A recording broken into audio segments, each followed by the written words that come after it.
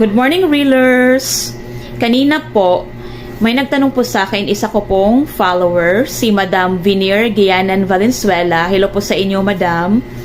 Tinanong niya po sa akin kung ano ba daw ang high quality content.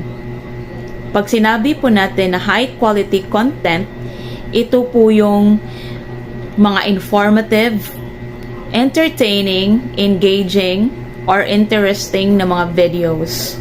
Pag sinabi po natin na informative, ito po yung mga videos na may napupulot tayo na aral, may nakukuha tayo sa mga videos na pinanood natin, yung may value, yung may sustansya.